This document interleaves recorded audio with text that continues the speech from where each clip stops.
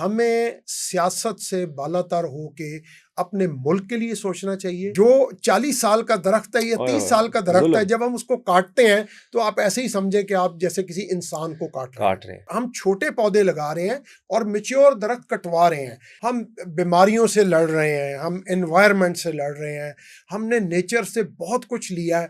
अब वक्त है कि हम नेचर को कुछ वापस करें। सर ये मेरी कर्टसी का है, मेरी शराफत का है कि मैं नाम नहीं ले रहा, लेकिन सर रूलिंग पार्टी के अपने लोग मैं जानता हूं और उनसे मेरा ताल्लुक भी है कि नेटिंग का उनका बिजनेस ही यही है, उनका सोर्स ऑफ इनकम ही यही है। गवर्नमेंट कैसे अलाउ कैसे कर सकती है? जाल लगना तो ऐसी चीज है, दुनिया में और कहां हो रहा है?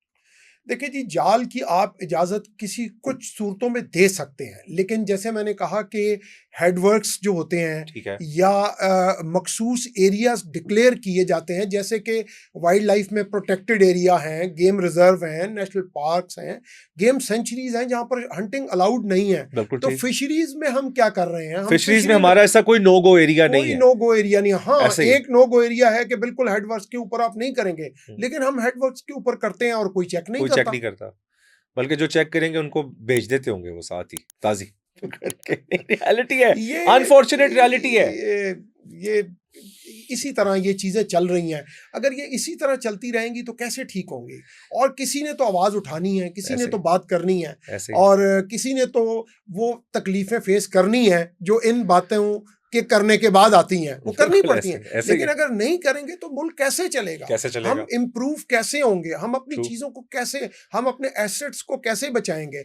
हमें सियासत से बालातर होके अपने मुल्क के लिए सोचना चाहिए, हमें अपनी वाइल्ड लाइफ के लिए सोचना चाहिए, अपने एनवायरनमेंट के लिए सोचना चाहिए, हमारी फिशरी के लिए सोचना चाहिए, हमें फॉरेस्ट के लिए सोचना चाहिए। सर फॉरेस्ट का आपने जिक्र कर दिया है, फॉरेस्ट से मेरे एक माइंड में सवाल आ गया है। इस वक्त बहुत सारी इंडस्ट्री, बहुत सारे मामलात, personal use even for that matter, लकड़ियां काट के लोग चला रहे हैं निजाम, and that is because of one main factor, और वो है कि इनपुट की कॉस्ट बहुत है, बिजली की कॉस्ट बहुत है, पेट्रोल की कॉस्ट बहुत है। ये उनकी मजबूरी है। देखें, उनकी मजबूरी है, उनके पास भी यही एक्सक्यूज है। वो कहते हैं कि एनर्जी कॉस्ट इतनी ज़्यादा है कि अगर हम एनर्जी इस्तेमाल करते हैं तो हमारी फैक्ट्री बंद हो जाती है। तो वो सस्ता सोर्स उनके पास लकड़ी के अलावा कुछ है नहीं। एक तरफ पूरा निजाम तबाह हो रहा है ना। बिल्कुल तबाह हो रहा है। एक तरफ हम लकड़ी लगा रहे हैं और एक तरफ हम छोटे पौधे लगा रहे हैं और मैच्योर दरख्त कटवा रहे हैं। जिसने कंट्रीब्यूट करना है 5-10 साल के बाद, जिसने 5-10 साल के बाद कंट्रीब्यूट करना है। और हम जो 40 साल का दरख्त है या 30 साल का दरख्त है, जब हम उसको काटते हैं तो आप ऐसे ही समझे कि आप जैसे किसी इंसान को काट रहे हैं। सर यहाँ पे एक बहुत बड़ा क्वेश्चन फिर यही आ जाता है कि गवर्नमेंट की फॉरेस्ट कटिंग ऑफ फॉरेस्ट्स पे क्या पॉलिसी है? सजाएं सख्त, बुजदार साहब के दौर पे भी मुझे याद है कि आपने कहा था कि जुर्माने बढ़ाएंगे, सजाएं बढ़ाएंगे। इस वक्त वेयर डू वी स्टैंड?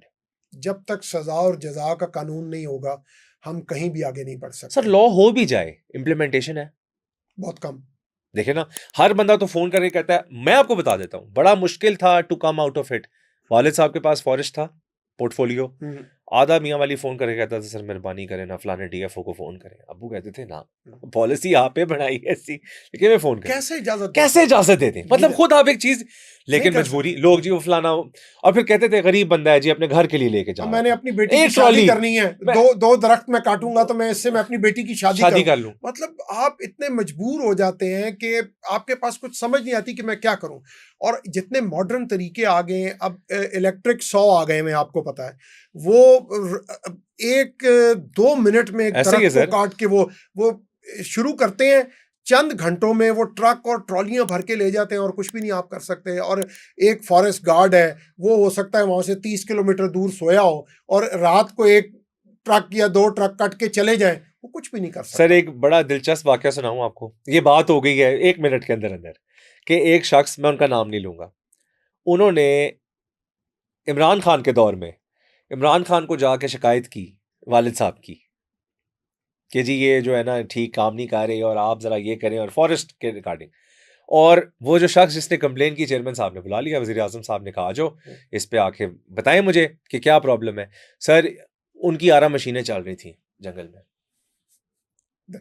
अब आप ये देखें कि कितनी अजीब बात है। और फिर बताया, और फिर प्राइम मिनिस्टर साहब ने कहा कि बिल्कुल नहीं करना इनका काम। मतलब खान साहब ने ये नहीं कहा कि इनको अकोमोडेट करो या इनको oblige करो, बट कहने का मकसद है वो लोग शिकायतें लेके गए जिनकी अपनी आरा मशीनें चल रही थी विद इन फॉरेस्ट रेंज। किसी सूरत भी इसकी इजाजत नहीं होनी चाहिए, किसी सूरत भी नहीं। बहुत हम देखें, हम बीमारियों से लड़ रहे हैं, हम एनवायरनमेंट से लड़ रहे हैं, हमने नेचर से बहुत कुछ लिया है। अब वक्त है कि हम नेचर को कुछ वापस करें, हम उसमें कंट्रीब्यूट करें, हम अपने पानियों को साफ करें। हम केमिकल वाले पानी और फैक्ट्रियों का गंदा पानी और जो हम कर रहे हैं ये चीज़ें, ट्री कटिंग जो हम कर रहे हैं, हम अपनी वाइल्ड लाइफ को डिस्टर्ब कर रहे हैं, हम उनको थोड़ा थोड़ा किसी तरीके से रिपेयर करने की कोशिश करें और अपना अपना हिस्सा डालें। तीनों चीज़ों के रिगार्डिंग, बिकॉज अब हम प्रोग्राम के एंड की तरफ जा रहे हैं, मैं चाहता हूं कि आप स्टार्टिंग फ्रॉम वाइल्ड लाइफ, फिर फॉरेस्ट, फिर फिशरीज, मुझे तीनों के रिगार्डिंग की बात, एक तीनों के रिगार्डिंग अलग अलग, तीनों के लिए एक उनको बेहतर करने के लिए तजवीज़ आपसे चाहिए। देखिए, सबसे पहले तो मैं समझता हूं कि इनको अगर रैंकिंग में लेके जाएं तो फॉरेस्ट नंबर 1 है, क्योंकि फॉरेस्ट ऐसी चीज है कि जब दरख्त लगेगा तो सब कुछ आ जाएगा। बिल्कुल ठीक। तितलियां भी आ जाएंगी, फूल भी आ जाएंगे, परिंदे भी आ जाएंगे, नेचुरल एनवायरनमेंट, फ्रूट भी आप खाएंगे, मेडिसिनल वैल्यू भी आपको मिलेगी। उसके बाद आपकी वाइल्ड लाइफ आ गई। बिल्कुल ठीक। उसके बाद आपके साफ पानी आ गए। साफ पानी जिंदगी है और हमने अपनी जिंदगी से नहीं खेलना। अगर हम इस पानी को पोल्यूटेड करेंगे तो ये हमारी जिंदगियों के लिए ही नुकसानदेह होगा। बिल्कुल ठीक। जमीन के कटाव को ये रोकता है, दरियाओं के कटाव जो है ये दरख्त रोकते हैं, फिर ये परिंदे, ये जानवर, ये इस सारे सिस्टम को बैलेंस करते हैं। कुदरत ने इस कायनात को एक बैलेंस करके बनाया। जब हम इसका बैलेंस आउट करने की कोशिश करते हैं, किसी भी चीज़ को निकालने की कोशिश करते हैं या उसको कम या ज़्यादा करने की कोशिश करते हैं, तो नुकसान इंसानियत का होता है। तो मैं ये तजवीज़ करूँगा सबको, दोस्तों को और सुनने वालों को, कि हम इन तमाम चीज़ों को बचाएं और नेचर को डिस्टर्ब ना करें।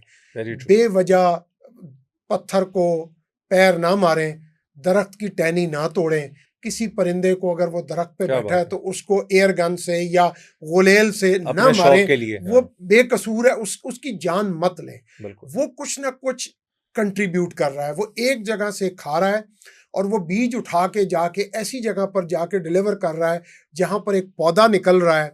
ये कुदरत का कानून है, तो कुदरत के कानून को डिस्टर्ब ना करें।